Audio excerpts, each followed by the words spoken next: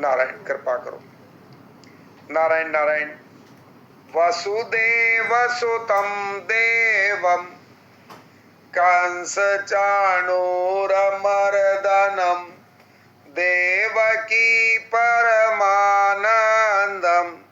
कृष्ण वंदे जगद्गुरुं कृष्ण वंदे जगद्गुरुं।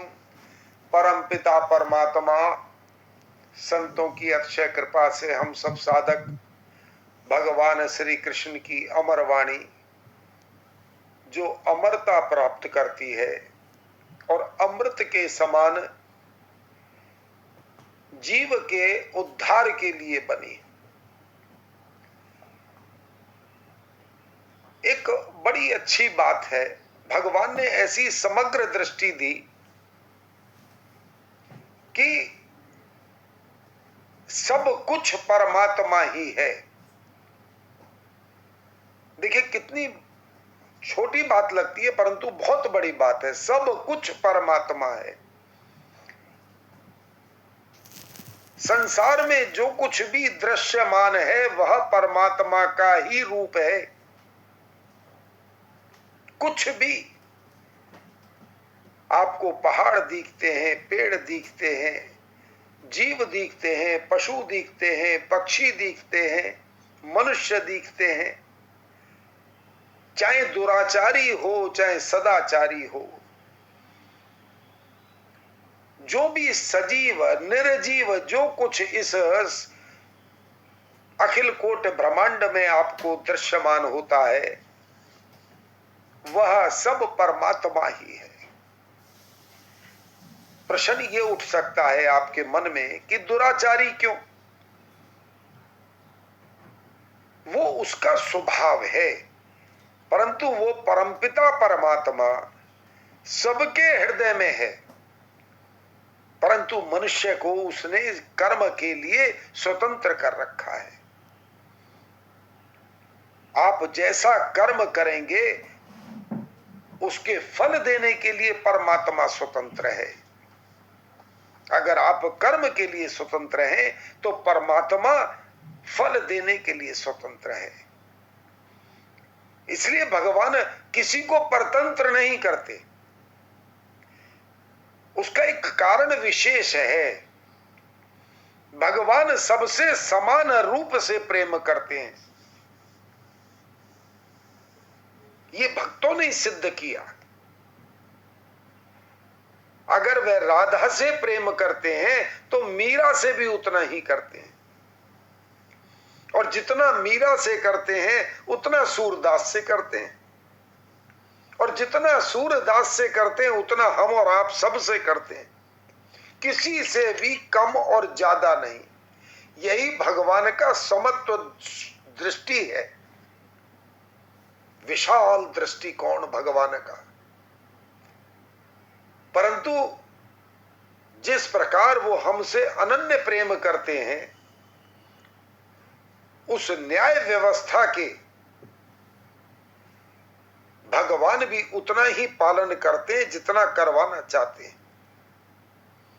भगवान चाहते हैं कि हम लोग सब सदाचारी बने, निष्काम भाव से संसार की सेवा करें, क्योंकि यह भगवान का बनाया हुआ है। जिस प्रकार एक छोटा बालक हमारे घर में उत्पन्न होता है तो हम सब लोग कितनी केयर करते हैं, उसकी कितनी देखभाल करते हैं। इसी प्रकार भगवान कहते हैं सब मम प्रिय सब मम उपजाए, सब मुझे प्रिय हैं। अगर दुराचारी भी अपना विचार छोड़कर, गलत काम छोड़कर भगवान के आश्रय में आ जाए, भगवान की शरण में आ जाए और प्रण कर ले कि हे परमपिता परमात्मा, मैं आज से आपका हूं, कोई गलती नहीं करूंगा, भगवान इतने दयालु हैं, क्षमा कर देते हैं।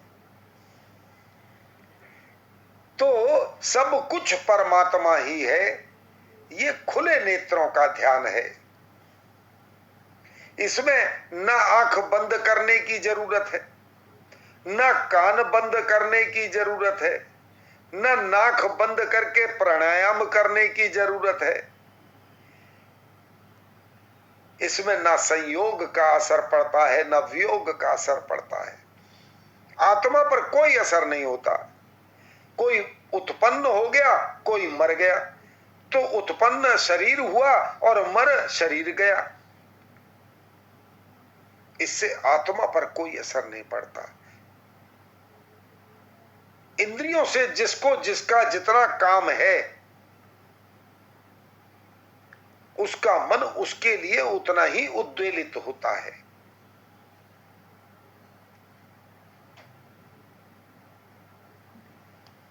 किसी के आने का ना असर पड़ता है, ना किसी के जाने का असर पड़ता है। सब कुछ परमात्मा ही है। तो फिर दूसरा कहां से आए, कैसे आए?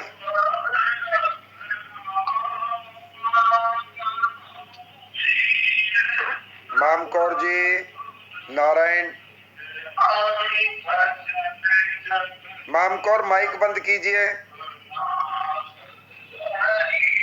आज तो पुराने लोग भी गड़बड़ कर रहे हैं। नारायण नारायण, मामकौर, मामकौर माइक बंद करो। मीनाक्षी बेटा जरा मामकौर को फोन करना। नारायण, फ्लो टूट जाता है। नारायण बेटी, कर्म योग है, ज्ञान योग है, भक्ति योग, ये तीन ही योग हैं। शरीर अपरा को लेकर कर्म योग है, शरीरी यानी हमारी आत्मा को लेकर ज्ञान योग है, और शरीर शरीरी दोनों के मालिक भगवान को लेकर भक्ति योग है। देखिए कितनी अच्छी सरल बात है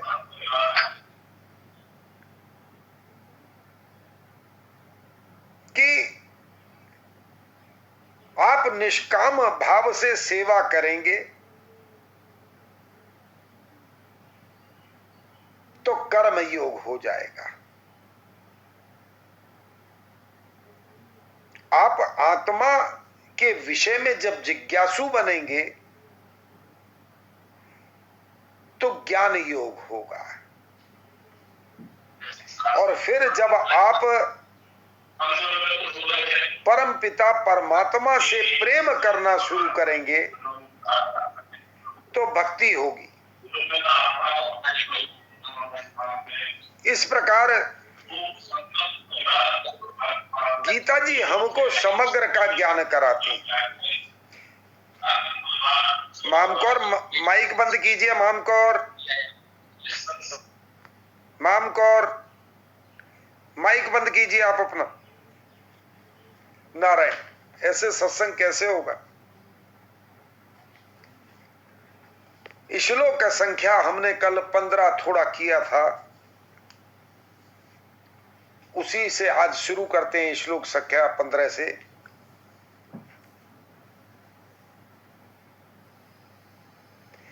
यम ही न व्यथन्ते ते पुरुषम पुरुषर्षभ समदुःख सुखम धीरम सोमृतत्वाय कल्पते।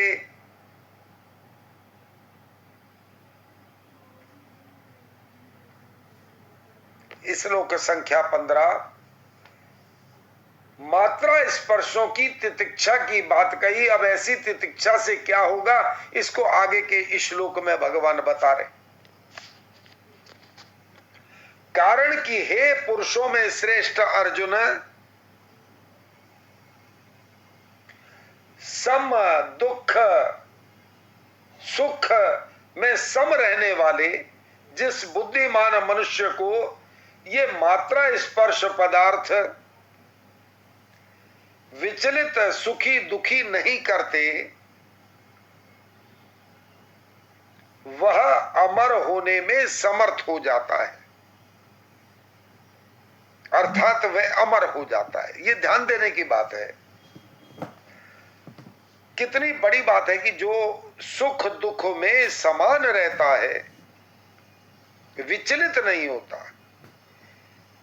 हमको सुख मिला तो उसमें प्रसन्नता ना हो, और दुख मिले तो विचलित ना हो।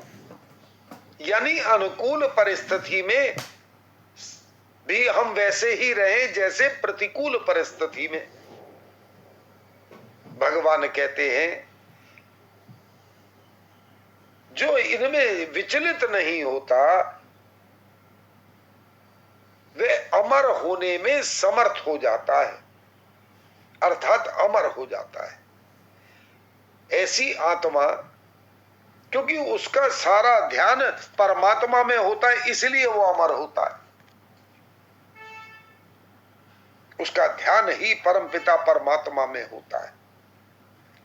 व्याख्या, पुरुषर्षभ, मनुष्य प्राय परिस्थितियों को बदलने का ही विचार करता है जो कभी बदली नहीं जाती और जिनको बदलना संभव ही नहीं है। युद्ध रूपी परिस्थिति के प्राप्त होने पर अर्जुन ने उसको बदलने का विचार न करके अपने कल्याण का विचार कर लिया है। यह कल्याण का विचार करना ही मनुष्यों में उनकी श्रेष्ठता है। सम दुख सुख धीरस, धीर मनुष्य सुख दुख में सम होता है। अंतःकरण की वृत्ति से ही सुख और दुख ये दोनों अलग अलग दिखते हैं। सुख दुख के भोगने में पुरुष चेतन हेतु है, सुख दुख के भोगने में जो ये हमारा चेतन है ना, ये हेतु है।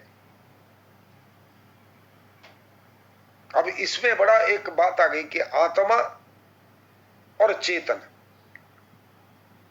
चेतन जीव है और आत्मा उससे अटैच है, ये ध्यान रखिएगा।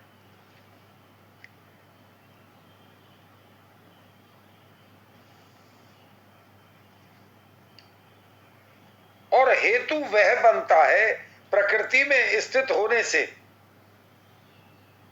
जब वह अपने स्वरूप में स्थित हो जाता है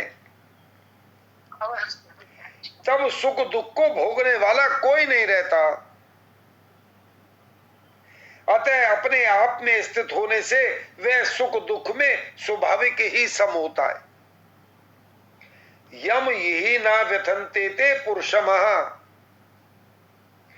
धीर मनुष्य को ये मात्रा स्पर्श अर्थात प्रकृति के मात्र पदार्थ व्यथा नहीं पहुंचाते। प्राकृत पदार्थों के संयोग से जो सुख होता है वह उन पदार्थों के वियोग से जो दुख होता है वह भी व्यथा है। परंतु जिसकी दृष्टि समता की ओर है उसको ये प्राकृत पदार्थ सुखी दुखी नहीं कर सकते। समता की तरफ दृष्टि रखने से अनुकूलता को लेकर उस सुख का ज्ञान तो होता है, पर उसका भोग न होने से अंतःकरण में उस सुख का स्थायी रूप से संस्कार नहीं पड़ता।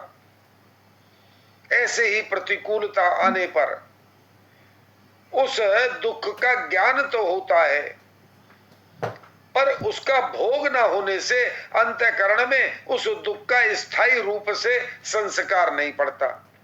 इस प्रकार सुख दुख के संस्कार न पड़ने से वे व्यथित नहीं होता। तात्पर्य यह हुआ कि अंतःकरण में सुख दुख का ज्ञान होने से वह स्वयं सुखी दुखी नहीं होता। अब इसका अर्थ समझिए। इसका तात्पर्य यह है कि एक आप ऐसे समझिए कि आपने सेब कभी नहीं खाया, तो उसके स्वाद ना स्वाद से आपको पता ही नहीं है। कोई आपसे कहे सेब कैसा होता है, बोले मैंने नाम सुना, मैंने कभी नहीं खाया। अब कोई आपको कहे कि नहीं नहीं ये सेब खा के देखो,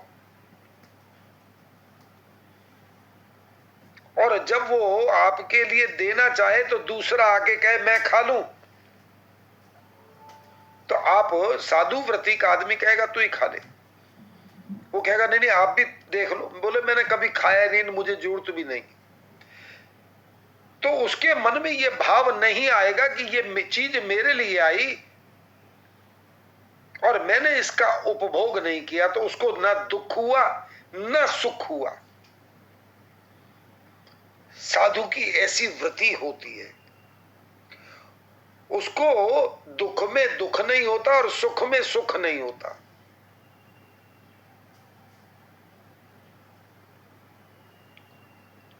वह सम रहता है, उसको परमात्मा से प्रेम है, बस वह उसी में उसका सुख और दुख है। और परमात्मा से प्रेम में न दुख होता है, हर्ष तो जरूर होता है, क्योंकि प्रेम एक शब्द ही ऐसा है। और भगवान से अनन्य प्रेम हो तो कहना ही क्या है। सो मृत्युया कल्पते, ऐसा धीर मनुष्य अमरता के योग्य हो जाता है, अर्थात उसमें अमरता प्राप्त करने की सामर्थ्य आ जाती है। सामर्थ्य योग्यता आने पर वह अमर हो ही जाता है, इसमें देरी का कोई काम नहीं, कारण कि उसकी अमरता तो स्वतः सिद्ध है। केवल पदार्थों के संयोग से वियोग से वह अपने में विकार मानता, यही गलती थी। अब ये उसने विकार हटा दिया मन से, क्योंकि वो इस सुख दुख से परे हो गया। कल आपने सुना था कि उसको सर्दी में सर्दी नहीं लगती, गर्मी में गर्मी नहीं लगती, जबकि ये दोनों चीजें होती हैं, शरीर पर ही असर डालती हैं। परंतु वह गर्मी में गर्मी नहीं मानता, वो कहता है ये तो होना ही है, शरीर को अगर गर्मी नहीं मिलेगी तो पता कैसे लगेगा, क्योंकि वो प्रकृति के साथ रहता है। और जब ठंड पड़ती है तो वो उसका भी सामना करता है। आप देखते हो कितने हमारे जीव जो है जानवर बाहर जनवरी की ठंड में भी, कुछ लोग जो पालतू करते हैं ना जीवों को, उनको कपड़ा वपड़ा उड़ाते हैं, गाय को भी उड़ाते हैं, परंतु जंगल के अंदर तो कौन कपड़ा उड़ाएगा। भगवान ने सबको प्रकृति के अनुसार ही बनाया है। विशेष बात में भगवान कहते हैं, ये ध्यान से सुनिएगा, यह मनुष्य योनि सुख दुख भोगने के लिए नहीं मिली,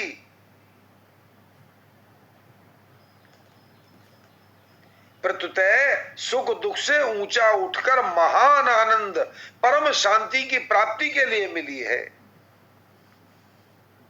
इसीलिए कहते हैं बड़े भाग मानुष तन पावा, सुर दुर्लभ सब ग्रंथन गावा।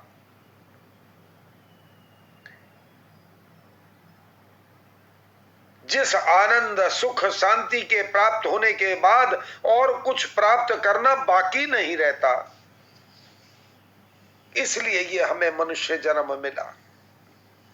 अगर अनुकूल वस्तु व्यक्ति परिस्थिति आदि के होने में अथवा उनकी संभावना में हम सुखी होंगे, अर्थात हमारे भीतर अनुकूल वस्तु व्यक्ति आदि को प्राप्त करने की कामना लोलुपता रहेगी, तो हम अनुकूलता का सदुपयोग नहीं कर सकेंगे। अनुकूलता का सदुपयोग करने की सामर्थ्य शक्ति हमें प्राप्त नहीं हो सकेगी, कारण की अनुकूलता का सदुपयोग करने की शक्ति अनुकूलता के भोग में खर्च हो जाएगी।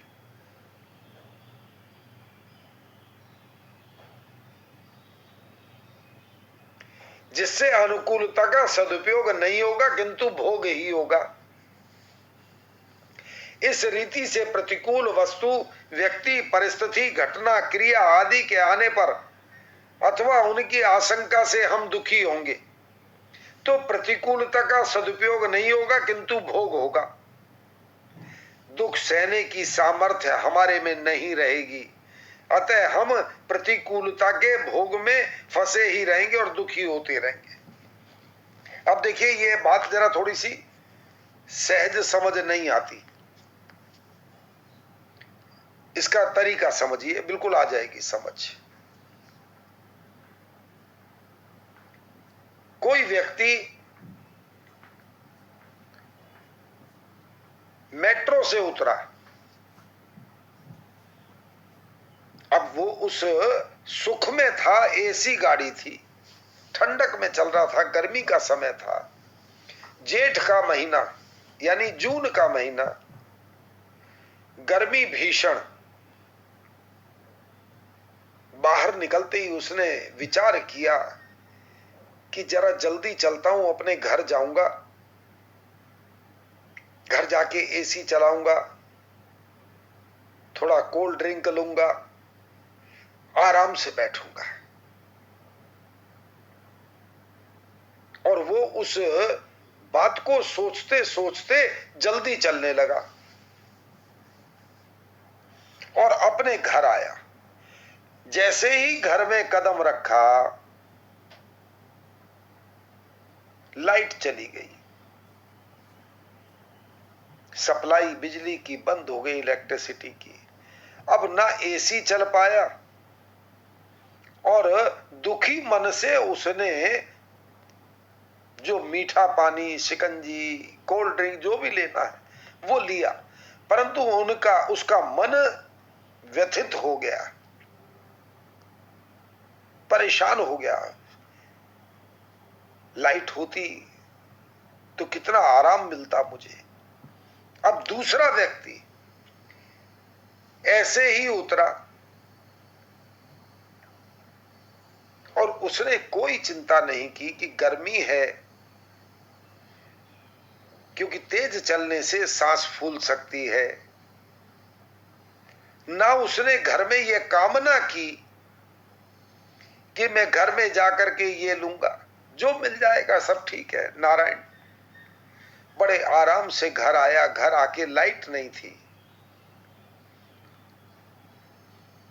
उसने इस बात की कोई परेशानी महसूस नहीं की। आकर के कपड़े उतारे, ठंडा पानी पिया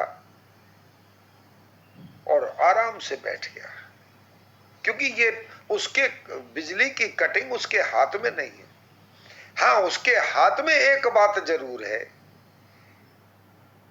अपने ऊपर संयम रखना, हर परिस्थिति में खुश रहना।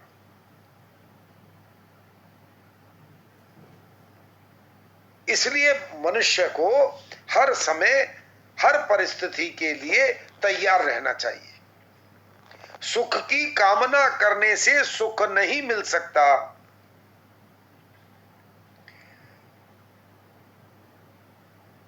आइए दूसरा पैरा। अगर अनुकूल वस्तु, व्यक्ति, परिस्थिति, घटना आदि के प्राप्त होने पर सुख सामग्री का अपने सुख, आराम, सुविधा के लिए उपयोग करेंगे, ये अपनी सुविधा के लिए उसने उपयोग किया, तो उससे राजी होंगे तो अनुकूलता का भोग हो गया, आपने भोग कर लिया।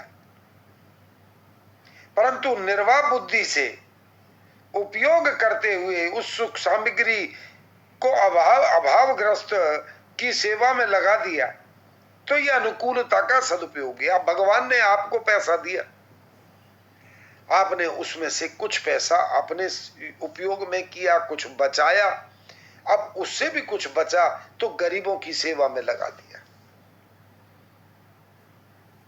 पक्षियों को दाना डाल दिया। आपको वो उस समय जो उस आंतरिक सुख मिलेगा, उसका वर्णन नहीं किया जा सकता। अगर उसी पैसे को आप अपने उपभोग में लगा लेते तो शायद आपको वो खुशी नहीं मिलती। जो किसी को भोजन कराना, किसी पक्षी को खिलाना, किसी जानवर गाय को रोटी खिला के आना, या हरा, जैसे जेठ का महीना है, जून का महीना है, हरा नहीं मिलता, बाजार से खरीद के गऊ को खिला के आना, उसमें दो काम हो गए। आप मांगे ना मांगे, लोक भी आपका सुधरा और परलोक भी सुधर गया।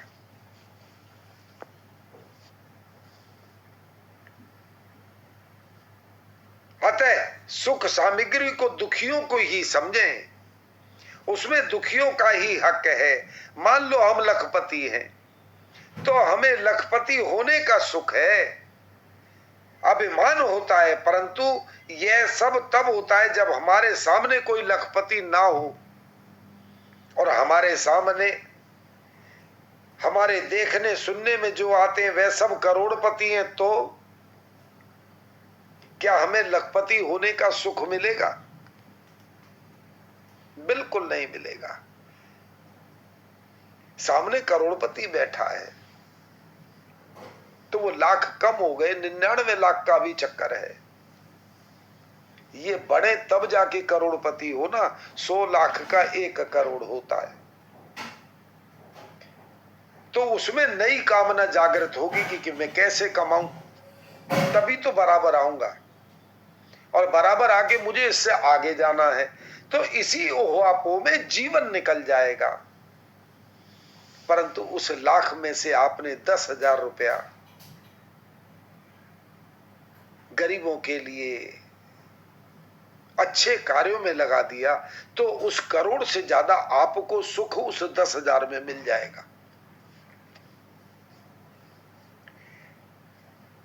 अतः हमें लखपति होने का सुख तो अभावग्रस्तों दरिद्रों ने ही दिया है। अगर हमें मिली हुई सुख सामग्री से अभावग्रस्तों की सेवा न करके स्वयं सुख भोगते हैं तो हम लोग कृतज्ञ हैं। कृतज्ञ का अर्थ जानते होंगे सब लोग। कृतज्ञ का अर्थ होता है एहसान फरामोश। भगवान ने हमको दिया दूसरे के लिए, हमने खुद ही खा लिया। इसी से सब अनर्थ पैदा होते हैं। कारण कि हमारे पास जो सुख सामग्री है वह दुखी आदमियों की दी हुई है। अतः उस सुख सामग्री को दुखियों की सेवा में लगा देना हमारा कर्तव्य होता है। अब विचार यह करना है कि प्रतिकूलता का सदुपयोग कैसे किया जाए, यह विशेष बात है। दुख का कारण सुख की इच्छा, यह मूल है। एक ही लाइन में पूरा अर्थ है। दुख का कारण है सुख की इच्छा। आशा ही है, सुख की आशा कर लेना। प्रतिकूल परिस्थिति में दुखदाई तभी होती है जब भीतर सुख की इच्छा रहती है। अगर हम सावधानी के साथ अनुकूलता की इच्छा, सुख की आशा का त्याग कर दें तो फिर हमें प्रतिकूल परिस्थिति में दुख नहीं हो सकता। अर्थात हमें प्रतिकूल परिस्थिति दुखी नहीं कर सकती। जैसे रोगी को कड़वी से कड़वी दवाई लेनी पड़े तो भी उसे दुख नहीं होता, प्रत्युतः इस बात को लेकर प्रसन्नता होती है कि इस दवाई से मेरा रोग कट रहा है, रोग नष्ट हो रहा है। ऐसे ही पैरों में कांटा गहरा गड़ जाए और कांटा निकालने वाला उसे निकालने के लिए सुई से गहरा घाव बनाए तो बड़ी पीड़ा होती है और उस पीड़ा से वह सिसकता है, घबराता है। पर वह कांटा निकालने वाले को यह कभी नहीं कहता कि भाई तुम छोड़ दो, कांटा मत निकालो। कांटा निकल जाएगा, सदा के लिए पीड़ा दूर हो जाएगी। इस बात को लेकर वह इस पीड़ा को प्रसन्नता से सह लेता है। यह जो सुख की इच्छा का त्याग करके दुख को, पीड़ा को प्रसन्नता पूर्वक सहना है, यह प्रतिकूलता का सदुपयोग है। अगर वह कड़वी दवाई लेने से कांटा निकालने की पीड़ा से दुखी हो जाता है तो यह प्रतिकूलता का भोग है, जिससे उसको भयंकर दुख पाना पड़ेगा।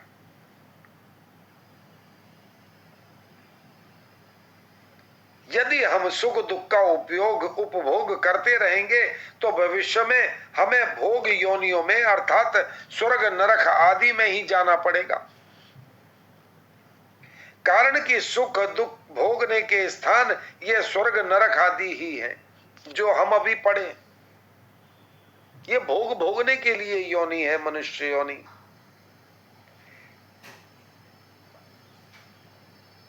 इसका सबसे बड़ा लाभ जो उठा ले, सिर्फ एक स्वीकृति कि मैं परमात्मा का हूं, ऐसी बात जो स्वीकार कर ले।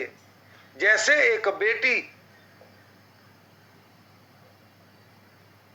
जब फेरे लेती है तो वो उसी समय एक बात स्वीकार कर लेती है कि अब मैं पति की हो गई, मेरा गोत्र बदल गया, मैं पति के गोत्र में चली गई, अब वो गोत्र मेरा गोत्र है।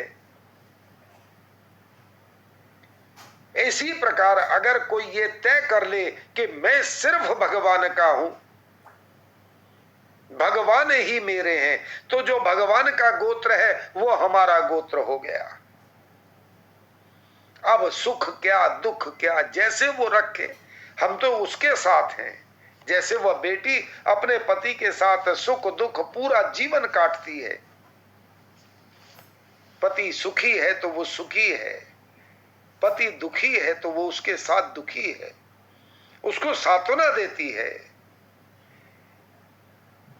इसलिए जो परमात्मा का हो जाता है वो सुख दुख से सबसे आगे निकल जाता है।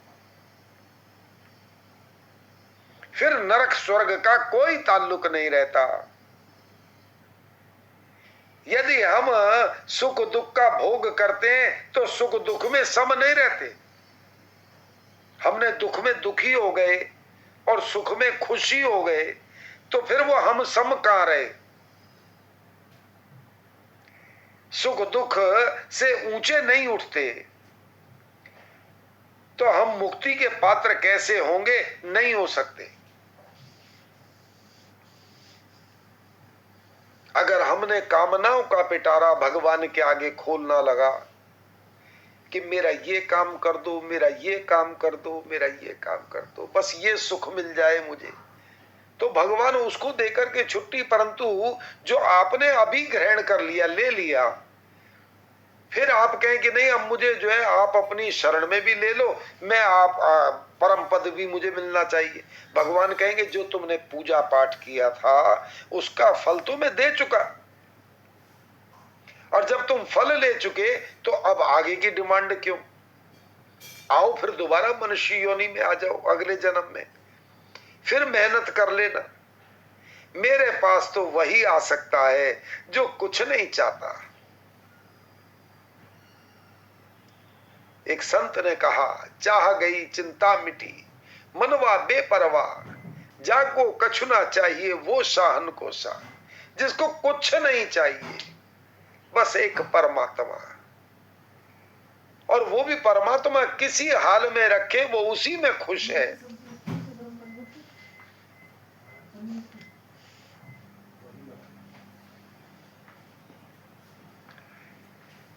चौदहवें श्लोक में भगवान ने कहा, जो अभी हम पीछे सुन के आए, कि ये सांसारिक पदार्थ आदि अनुकूलता प्रतिकूलता के द्वारा सुख दुख देने वाले और आने जाने वाले, सदा रहने वाले नहीं, क्योंकि ये अनित्य हैं, क्षण भंगुर हैं।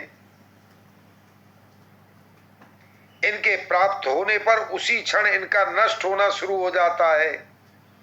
इनका संयोग होते ही इनसे वियोग होना शुरू हो जाता है। ये पहले नहीं थे, पीछे नहीं रहेंगे, और वर्तमान भी प्रतिक्षण अभाव में जा रहा है। इनको भोग कर हम केवल अपना स्वभाव बिगाड़ रहे हैं, सुख दुख के भोगी बनते जा रहे हैं। सुख दुख के भोगी बनकर हम भोग योनि के ही पात्र बनते जा रहे हैं। तो फिर हमें मुक्ति कैसे मिलेगी? हमें भुक्ति भोग ही की रुचि है। जब भोग की रुचि है तो भोग ही मिलेंगे।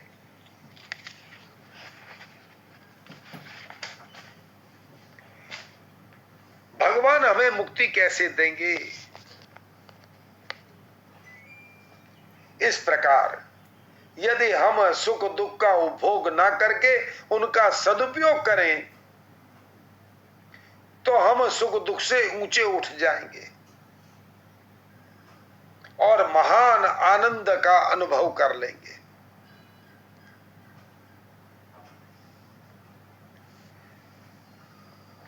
देखिए, भगवान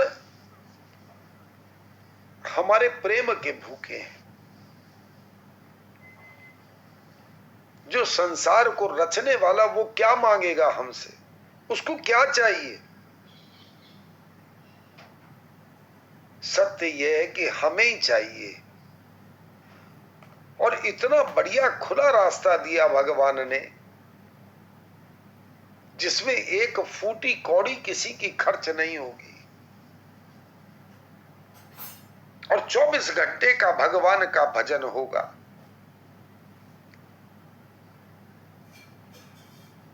सिर्फ हम भगवान के हो जाएं। हृदय से यह बात स्वीकार कर लें, हे परमपिता परमात्मा, मैं तेरा हूं। अब चाहे कोई भी परिस्थिति आए, मुझे स्वीकार है। मैं किसी परिस्थिति से पीछे नहीं हटूंगा। ध्रुव भक्त ने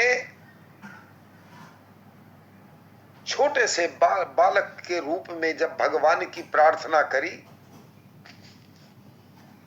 और भगवान की तपस्या में जब लीन हुए, आवाज आ रही है मेरी? नारायण नारायण।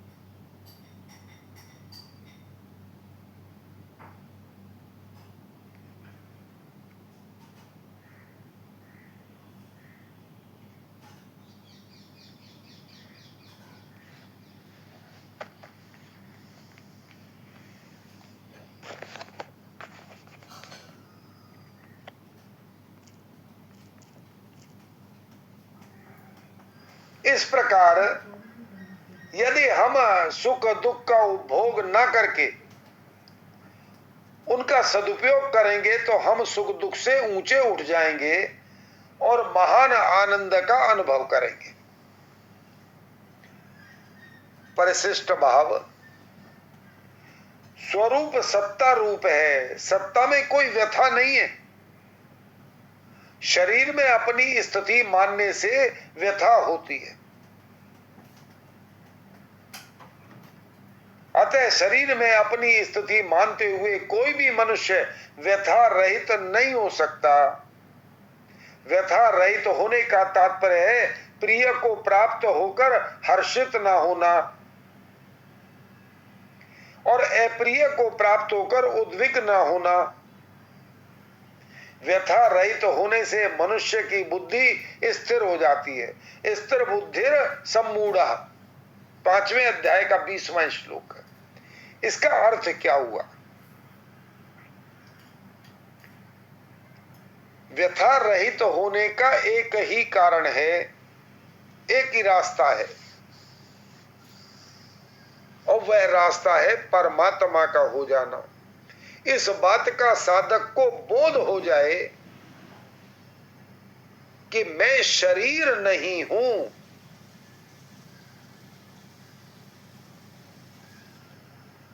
मेरा संबंध परमात्मा से है, मैं जीवात्मा हूं, मैं शरीर नहीं हूं। एक बात बिल्कुल पक्की समझ लीजिए, बार बार हम रोज वस्त्र बदलते हैं, तो वो क्या वस्त्र फटने के बाद उनसे हमें कोई मोह होता है? अगर उनका कलर भी फेड हो जाए ना तो पहनते नहीं है हम, क्या लगे बस छुट्टी, अब ये नहीं है, ये हमारे मतलब का नहीं। और वो फट जाए तो उसको फेंकने में जरा भी दुख नहीं होता, क्योंकि उसका हम सदुपयोग भी कर चुके हैं। तो ये जो शरीर हमको मिला हुआ है, ये वस्त्र है, आत्मा का वस्त्र है। ये शरीर एक उपकरण है, और आत्मा जैसे बंदूक में गोली। बंदूक खाली काम नहीं कर सकती, जब उसमें हम गोली रखेंगे और उसका ट्रिगर दबाएंगे, यानी हम परमात्मा के हो जाएंगे, तो ये शरीर रूपी जो उपकरण है हमारा, इसका जन्म सार्थक हो जाएगा। हमको ये रास्ता मिल गया कि मैं शरीर नहीं हूं, मैं आत्मा हूं, और आत्मा परमात्मा का अंश है। तो जो जिसका है उसी के पास जाएगा। और देखिए, प्रमाण लीजिए, पानी आप कितना ही ऊपर फेंक दीजिए वो नीचे जमीन पे ही आएगा, और अग्नि ऊपर जाएगी आकाश की ओर। कारण अग्नि का जो देवता है, अग्नि का जो स्वभाव है, वह सूर्य नारायण से उसका संबंध। तो सूर्य नारायण अग्नि के देवता हैं, तो अग्नि किधर जाएगी? सूर्य नारायण के पास। और जल, वो पृथ्वी नीचे पाताल लोक में है, तो वो कहां जाएगा? अपने अपने अंशी के पास। तो हम किसके अंशी हैं? बस यही समझना है, हमारा अंशी कौन है, हम किसके अंश हैं? हम परमात्मा के अंश हैं। तो हमारा रास्ता कहां जाएगा? परमात्मा के पास। जब तक जो जिसका है उसके पास नहीं मिलेगा, तब तक ये आवागमन लगा रहेगा। अग्नि देखिए, जब भी आप जलाएंगे, लकड़ी जला दीजिए, अग्नि ऊपर को भागेगी, क्योंकि उसका मुख्य स्रोत सूर्य नारायण है। अग्नि का स्वभाव आकाश की ओर जाने का है, जल का स्वभाव पृथ्वी में नीचे जाने की ओर का है। कितना ही ऊपर फेंक दीजिए, पर वो आएगा नीचे। जो भी पृथ्वी की चीज है वो पृथ्वी पर आएगी। इस प्रकार हम परमात्मा के अंश हैं। हम भूल से इस शरीर को, मिट्टी को अपना मान बैठे और फंस गए। अगर हम परमात्मा को अपना सर्वेश्वर मान लें कि वही ईश्वर है और वही हमारा मुक्तिदाता है, क्योंकि हम उसके अंश हैं। ईश्वर अंश, जीव अविनाशी। जीव का विनाश इसीलिए नहीं हो सकता चाहे करोड़ों जन्म और लग जाएं, जब तक हम परमात्मा के पास नहीं जाएंगे तब तक मुक्ति नहीं होगी। जो जिसका है उसको उसी के पास जाना है। छोटा बच्चा किसका है? मां का। हमारी मां परम पिता परमात्मा है। एक माता पिता जिन्होंने हमको शरीर दिया, उनकी भी आत्मा उन्हीं की थी, परमात्मा की। तो हमारी भी आत्मा परमात्मा की है। जगत का पिता अगर कोई है तो वह परम पिता परमात्मा है, वह श्री कृष्ण है।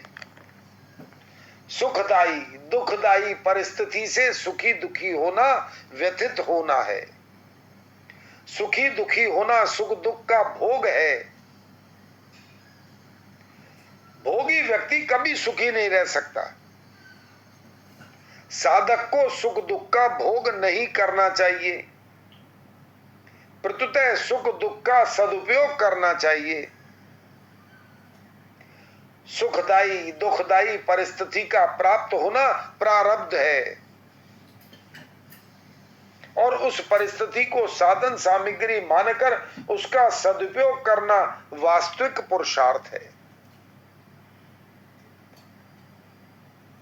इस पुरुषार्थ से अमरता की प्राप्ति हो जाती है।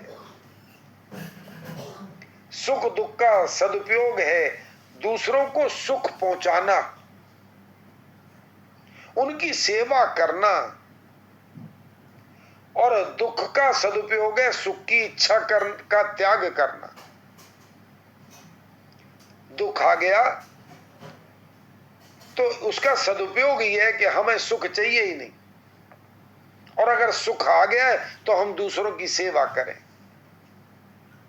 सुख दुख का सदुपयोग करने पर साधक दुख के कारण की खोज करता है, और दुख का कारण है सुख की इच्छा करना। ये ही स्पर्जा भोगा दुख योने एवते। जो सुख दुख का भोग करता है उस भोगी का पतन हो जाता है, और जो सुख दुख का सदुपयोग करता है वह योगी सुख दुख में दोनों से ऊंचे उठकर अमरता का अनुभव कर लेता है। अगर सुख आ गया तो आ जाए, दुख आ गया तो आ जाए। इसलिए साधक को बड़ा संभल के चलना पड़ता है, और भगवान हमारे को ऐसा ही परिपक्व करना चाहते हैं। वह चाहते हैं कि ये सुख दुख का पूरी अच्छी तरीके से डट के मुकाबला करें। सुख में मुझे भूले नहीं, दुख में मुझे भूले नहीं। ये तो सुख दुख आने जाना है, और सुख दुख होता उसको है जो उनका भोग करता है। जब हमने सेब खाना ही नहीं तो अगर कोई मांग ले तो उसको ही दे दिया, उसी का है, हो गया काम खत्म। हमें उसके स्वाद से क्या लेना देना। जब हमारी इच्छाएं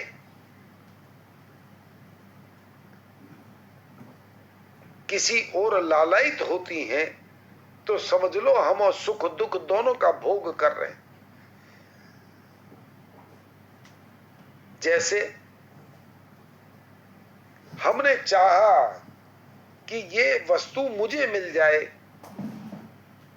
अब किसी वजह से नहीं मिली तो उसका दुख मनाने बैठ गए। नहीं, अगर हमारे प्रारब्ध में होगी तो हमें जरूर मिलेगी। और भगवान से एक ही प्रार्थना करनी है, हे प्रभु मेरे प्रारब्ध में सिर्फ भक्ति मिल जाए, मुझे और कुछ नहीं चाहिए। आज यहीं तक। कल हम श्लोक संख्या 16 करेंगे। वसुदेव सुतं देवं कंस चाणूरमर्दनम देवकी परमानंदम कृष्ण वंदे जगद्गुरुम कृष्ण वंदे जगद्गुरुम हरि शरणम हरि शरणम हरि शरणम हरि शरणम हरि शरणम हरि शरणम हरि शरणम हरि शरणम राम। बोलिए बांके बिहारी लाल की जय, मोर मुकुट बंसी वाले की जय। हे नाथ, हे मेरे नाथ, मैं आपको कभी भी भूलूं नहीं। नारायण नारायण।